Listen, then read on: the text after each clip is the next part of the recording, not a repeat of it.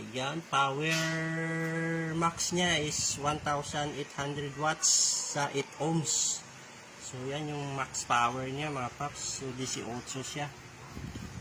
1,800 watts. Ayan mga paps. Ito yung kanyang wattage, no. So napakalaki at napakatibay nitong speaker na to. Napakaganda. Ayan.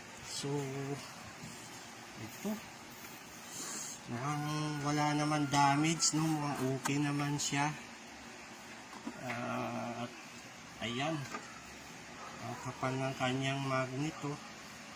So kunin mo kuya yung metro, yung sukat. Sukatin natin yung sukat. Ayan. So tapos